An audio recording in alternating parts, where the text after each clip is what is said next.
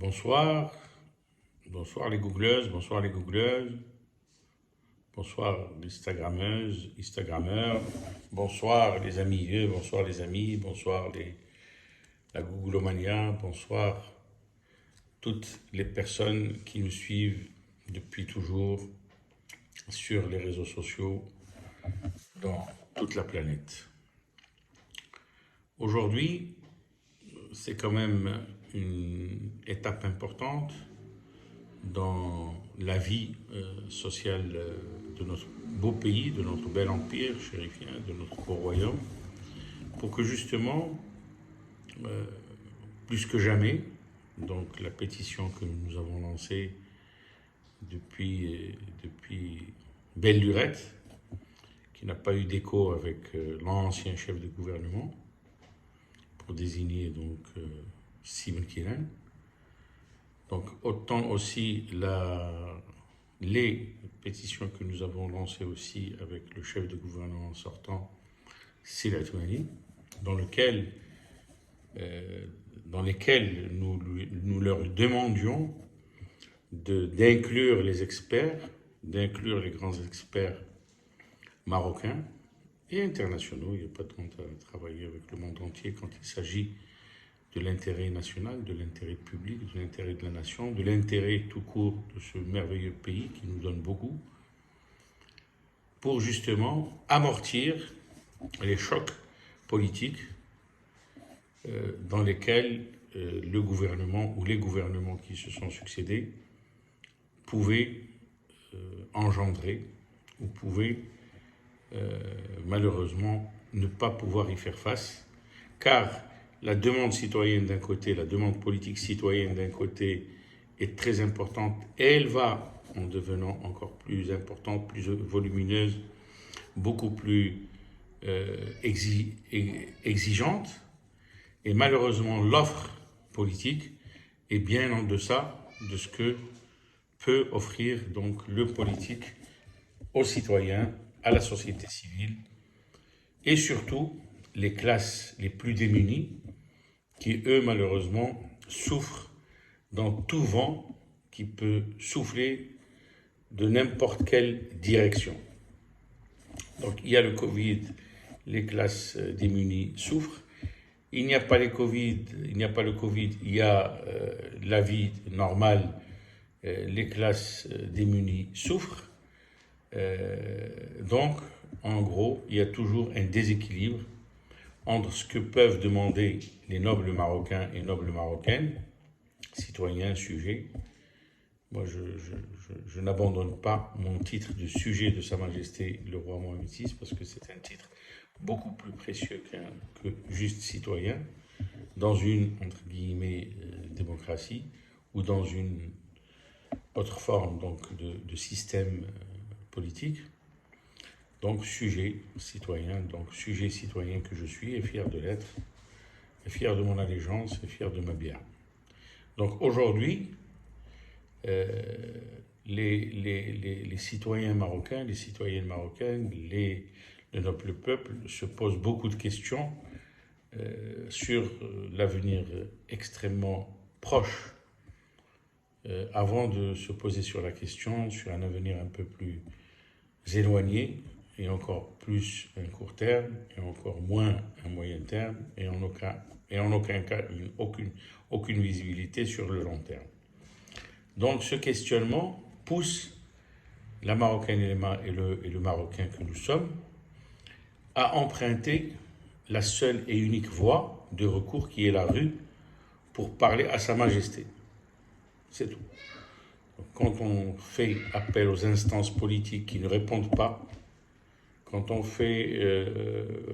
les instances politiques ignorent le peuple ou ignorent la demande populaire, il y a clash, il y a collusion, il y a contentieux et il y a justement cette dernière voix ou cette voix ultime ou la voix du peuple qui s'exprime hautement, fièrement à partir de la rue.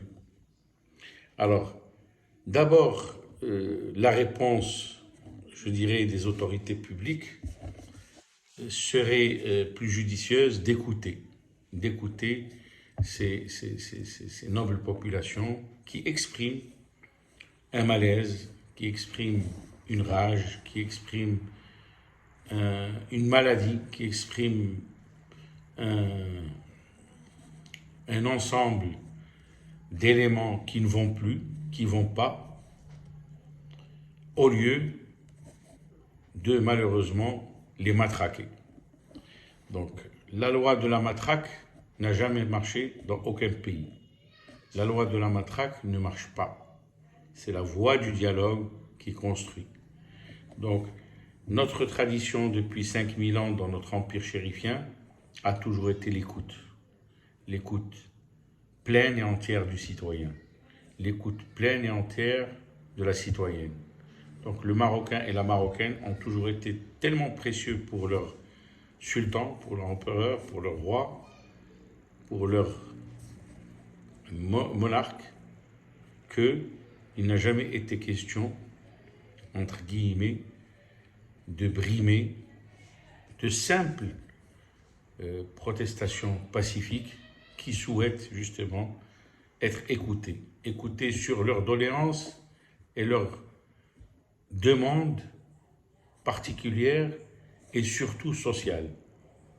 En ce qui concerne le vax, pas le vax, pratiquement tout le monde est vacciné, donc le pass vaccinal reste et demeure une insensée et une invention réellement d'un manque de maturité politique, d'un manque de maturité tout court et d'un manque de maturité civique.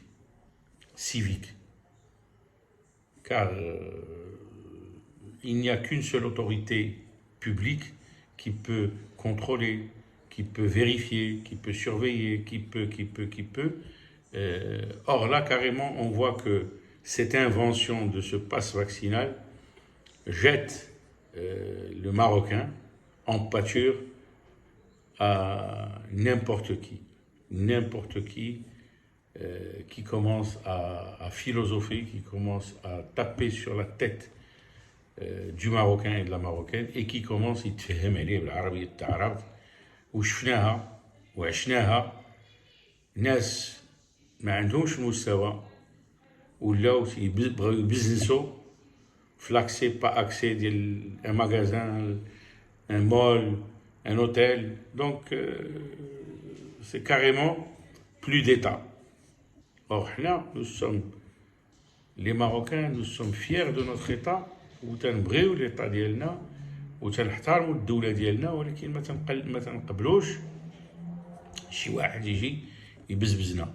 راه عشنا لا كامبان داسينيسمون فاش كانوا سيغتان عمال و سيغتان اوتوريتي بلا ما نسميو كي سون اللي جاو تبسلوا في لا كامبان داسينيسمون راه شافوا الناس المصير ديالهم اللي الدعاوي ديال الملك ديالنا الراحل والدعاوي ديال سيدنا فين وصلوهم. راه ما داروا ليهم والو غير الله اللي دار ليهم، حيت اي ما عمر شي واحد جا تبسل على شي مغربي ولا مغربيه في عهد الملوك، لا الملوك السابقين لا الملوك الحاليين الحمد لله. دونك هذه ما تمكنش. احنا شفناها في لا كومبان داسينيسمون الله يستر كي تولاو هذوك الاباطره هذوك الفراعنه اللي كانوا تيبزبزوا المواطن الجميل، المواطن المقاول والمواطن وسيدنا السمح كاع في كل شيء. لهم راحة المواطنين ديالي هي الأهم. شفنا في 20 فبراير تبارك الله كيف تعامل المغرب مع متظاهرين الحمد لله. دونك مسألة اللي كانت فيها الربيع العربي وكان فيها الدول العالم كلها متحدة باش تقلبنا، باش تهرسنا، باش ديرنا مصير بحال التوانسة ولا مصير بحال الليبيين ولا مصير بحال السوريين ولا مصير بحال العراقيين ولا مصير بحال السودان. لقاو تبارك الله المغاربة بعقلهم والحمد لله دزنا هذاك الربيع العربي وربحنا دستور جديد وربحنا معارضة اللي صبحت هي في الحكومة وربحنا عدة أمورات وربحنا الحمد لله مسائل. ما ربحناش كلشي اللي كنا باغين، ولكن ربحنا طرف. دونك اليوم ماشي اليوم عاد نبداو عاوتاني من جديد، حنا دابا مكملين الشوط. خصنا نقولوا لسيد رئيس الحكومة لا غير لا مانيير بغيتي تتعامل. راه حنا فهمنا بأنه الثقافة السياسية مازال ما كايناش، مازال ما ناضجاش. سي بور سا كو هاد المشاكل كاينين، سي بور سا كو الاختراع ديال هاد لو باس اللي ما عنده حتى شي معنى، حتى شي وضعية قانونية ولا وضعية دستورية. دونك جاي من لانكاباسيتي بوليتيك. لو شيف دو غوفرنمون ما كانش خصو يتبع وزير اللي مشى في هاد الطريق. حنا تنقولوا هكاك باش نلقاو البلاصه فين نسوديو نرجعوا الامورات المجاري الى زعما الامورات ديالها نقولوا فوالا. دونك حنا دائما وتنقولوا فدائما مستعدين باش نديروا العجله ديال لا كوريكسيون، نخدموا العجله ديال لا ريفورم، العجله ديال لا ريستركتوراسيون، العجله ديال لا ريفيزيون، العجله ديال جميع العجلات باش نلقاو نموذج بيناتنا كيف الشعب وحكومته وشعبه يقدروا يتوافقوا في واحد العمل جماعي كما نص الدستور قالها. دونك ما حد دابا رئيس الحكومه ولا ما حد الحكومه ما تطبقش الدستور ديال 2011، ما حد غادي يكونوا عندها هاد المشاكل غاديين وتيتزايدوا. خص لابد باش تمس دير الامتصاص ديال هاد الغضب، تجلس مع الناس، تفتح الورشات، تفتح لي كوميتي لوكو ريجيونو دو كارتي يتحلوا والناس نعرفوهم اش باغيين. لا سيدي ما باغيش الزياده هنا ما خصهاش تكون، وها البديل ديالها وها الانتاج كي خصو يكون. ماشي بين الشمس وضحى طق طق طق الصباح قف نزيد في ليسونس، نزيد هادي، نزيد في الطون، نزيد هادي. والسيد مسكين اللي كان تياكل 2 كيلو ولا 3 كيلو ديال الخضره بواحد طريف ديال الدجاج ولا لا بقى طريف الشحمه، تعطيه انت ديك الساعه كيلو، يولي عنده كيلو د الخضره ونص كوميره. دونك ما تمكنش الناس ما انتخبوش النخبه السياسيه اللي انتخبوا عليها باش تفقرهم، راه انتخبوا عليها باش تزين لهم في الوضعيه ديالهم، باش تنميهم، باش تجيب لهم واحد لو بلوس، باش تجيب لهم شي حاجه، شي قيمه مضافه، ماشي تحيد لهم. ولكن غادي يحيد لنا شي واحد شي حاجه غير يرحل ديريكتومون بلا ما نبقاو نهضروا معاه بزاف.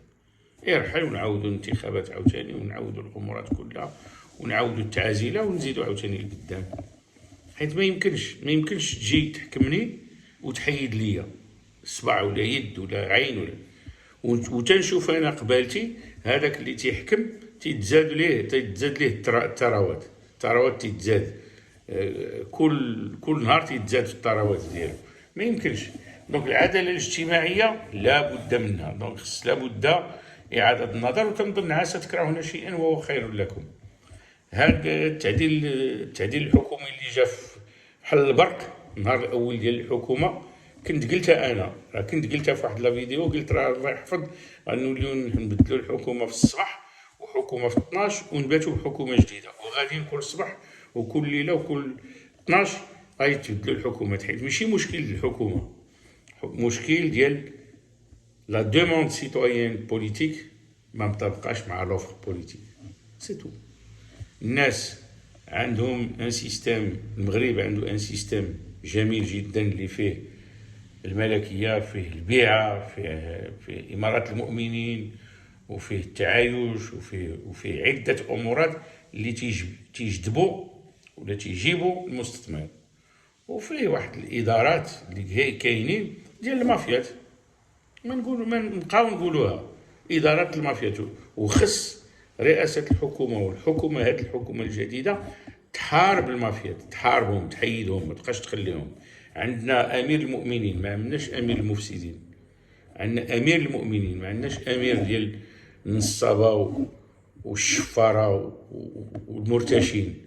دونك هادشي راه تنقولوه وتنعاودوه، حنا تنقولوه بواحد الطريقه ثقافيه سياسيا، ولا واحد الطريقه سياسيه وثقافيه، ولا طريقه ديال الثقافه ديال السياسيين العالميين. تنقولوها، تنعرفوا بانه المصير ديالها غادي يوصل، وحنا وصلنا ليه. فعاود تزيدوا على الناس الثمنات، سيروا جيبوا الاراضي اللي شفروهم المافيات، ووزعوا داك الشفره اللي تشفرات، وزعوها على المواطنين. راه الملايير ديال الدولار ديال الاراضي اللي تشفروا، الملايير ديال الدولار. كاينين شي وحدين في الحبس مافيا، راه الملايير، المئات الملايير عندهم في الحسابات، وراه تيديوهم وتيربحوا بهم غير مالوغوزمون الناس اللي ما يستحقوش كاع يديو الفلوس. وهذوك الفلوس ديال الناس وديال الدوله، اراضي ديال الدوله شفروها، زوروا شفروها. دونك اوجوردي هادشي كله، هذه هي لا بيست اللي خص الواحد يمشي ليها، الاصلاح والتسامح والتصالح، ولا ريفيزيون، المراجعات على الوضعيات اللي ماشي هي هذيك مقاده. هذا هو اللي غادي يمشي بينا بعيد. ولا كنا غادي نعولوا على المواطن اللي ديجا مقهور مزبور مفرقع مكرفص، الموظف مكرفص والمواطن مفرقع، تجي دي ليه عاوتاني تكرط ليه داكشي اللي عنده في جيبو، هو راه ديجا كريدي وديجا راه غادي تجيب غير الغضب الاجتماعي، وغادي تعمر الزنقه بلا فايده. هيا كاع عمرات الزنقه. واش غادي نستافدوا شي حاجه حنا؟ ما نستافدوا والو. لا دوله غادي تستافد، لا مواطن غادي يستافد، لا حكومه ما غاديش تستافد، حتى واحد فينا ما غادي يستافد. وبلادنا فعاود دير هي تجذب الاستثمارات وتجذب الاستثمار، ويجيو الناس ديال الاستثمار بكثره، ويجيو الناس ديال الاستثمار بكثافه، ويجيو الناس ديال الاستثمار يستثمروا في البلاد باش ينميو البلاد، باش يخلقوا فرص الشغل. غادي نجريو عليهم، ما حد الناس في الزنقه، ما حتى واحد ما غادي يجي يدق علينا. بحال الناس تيقولوا راه المغرب فيه استقرار ومستقر والحمد لله، وهذا وبلد اللي تستحق فيها الاستثمار، راه هو غادي يوليو الناس يهربوا منه. ولا هربوا منه راه هو الفشل الكامل، وهو التدمير. هو بحال اللي واقع دابا في الجيري، وبحال اللي واقع دابا في لا تونيزي. دونك رئاسه الحكومه خصها تفيق وتعيق وتوقف مع شعبها. والحمد لله راه حنا الخبراء، تنقول لكم حنا الخبراء، اون est prêt à vous assister gracieusement. وراه تنقولوها، الواحد اللي ما تيفهمش وفشل ومشى، واحد اخر اللي ما تيفهم والو كاع في خطره زاد. ولكن تنظنوا بانه هذه الحكومه الجديده اللي الناس كلهم داروا فيها الامال ديالهم باش يمشيو بعيد معاها، راه مازال الحمد لله الطموح والامبيسيون ولا فولونتي باش نبديو معاكم. حنا بغينا نبنيو ارضيه صالحه للمستثمرين، للاجانب للمغاربه. قلنا لكم ديروا بورتو فيرت، ديروا لنا بورتو فيرت باش تسمعوا كل اش كاين في المحافظات، اش كاين في الابناك العموميه، اش كاين في الابناك، اش كاين في كل شيء. التخت اللي ما خدامش تعرفوه، باش ديروا اعاده. ما تقدروش ديروا النوفو موديل دو ديفلوبمون سيغ هذيك التخت وهذاك الوصف. بحال تقول المخنن عكر ليه، واللي مخننه راه ما تقدرش دير لها ما يشدش فيها العكار، ما تقدرش تشد فيها العكار. مرا مخنه الله يستر، واش غتقدر دير العكار ويبان فيها العكار؟ وراه هادشي اللي تبغيو ديروا دابا.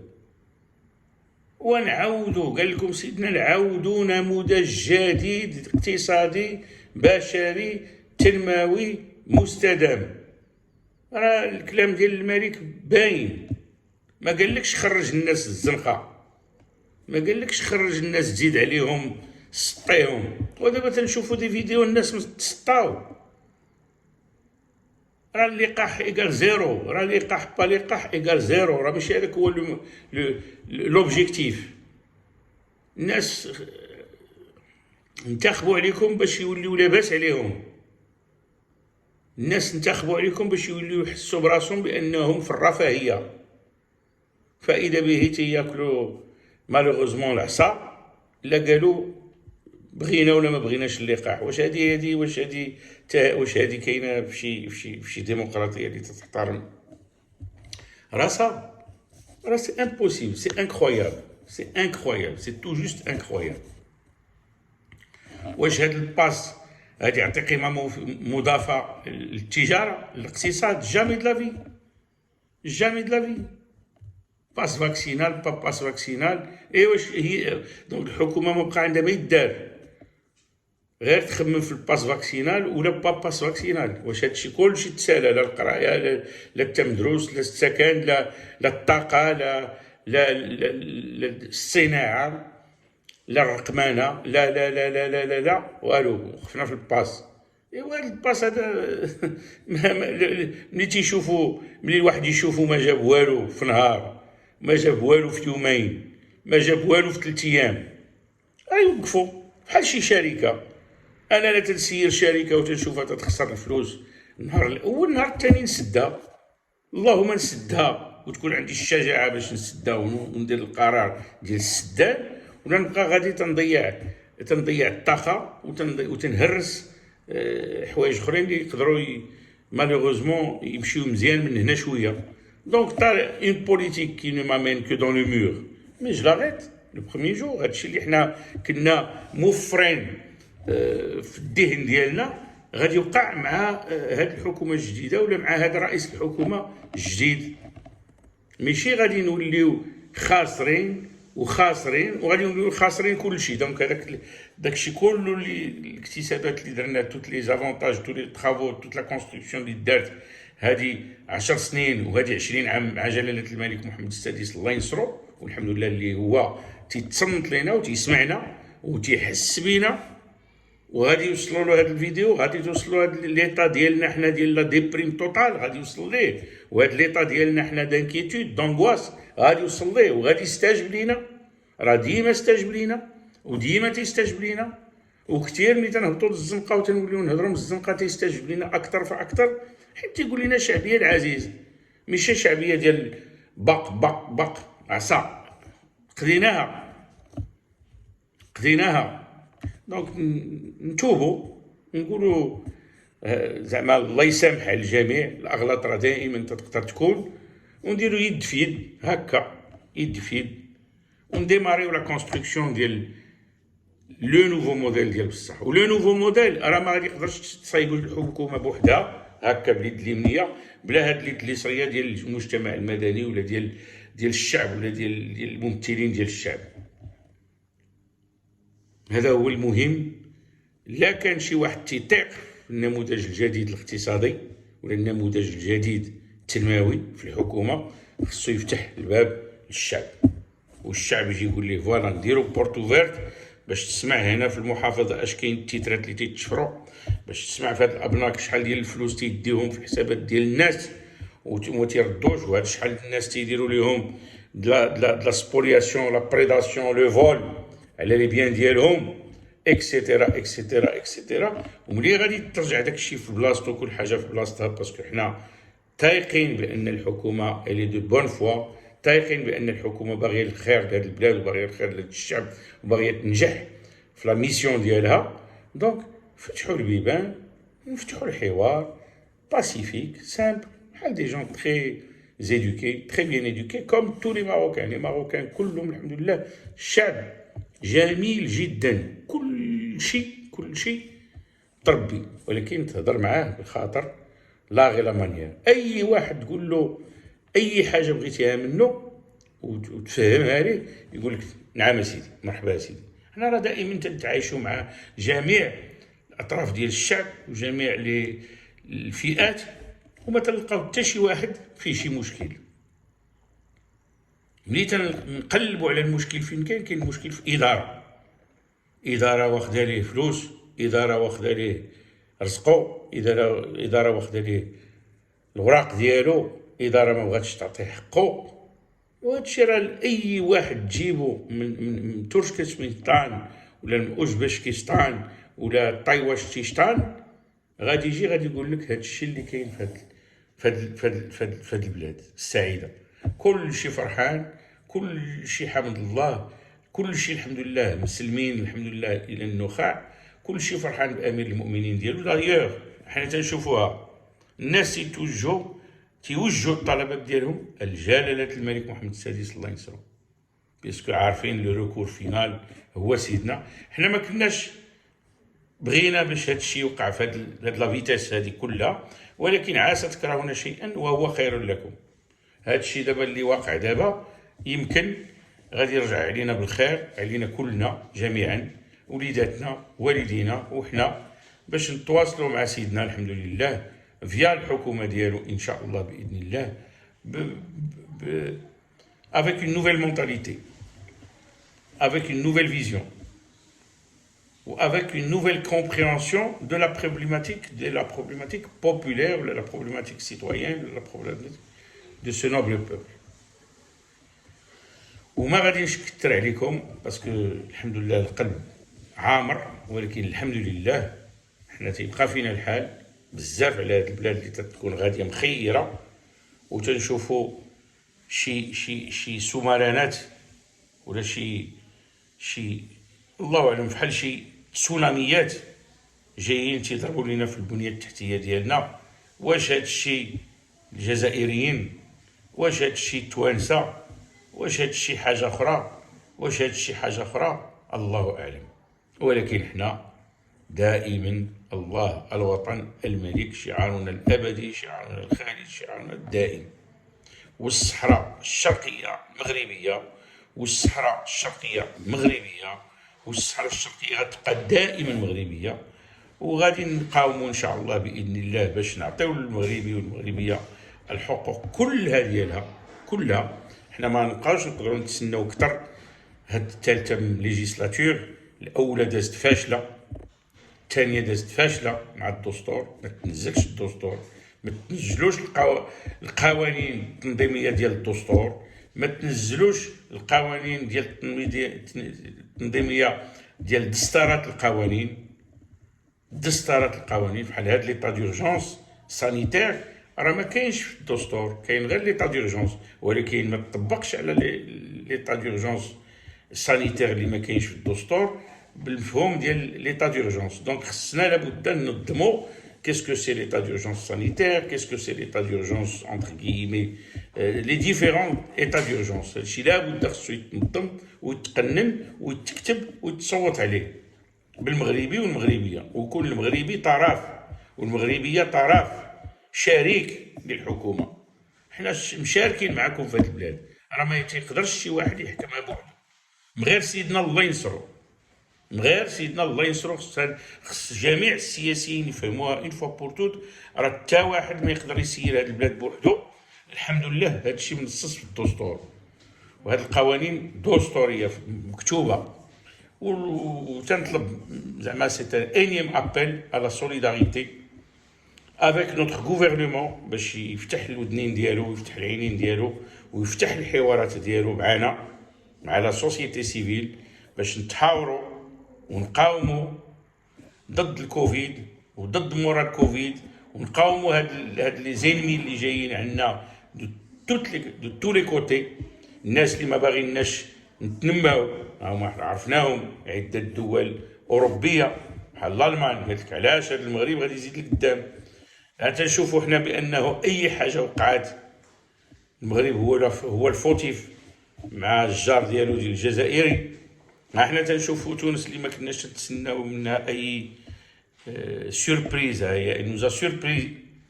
ولكن الحمد لله النيه الصالحه ديال جلاله الملك محمد السادس والرؤيه الحمد لله الجميله ديال السلم اللي عندنا حنا كلنا، راه فرضات بان نكونوا الفاعلين القويين ان شاء الله ديال افريقيا.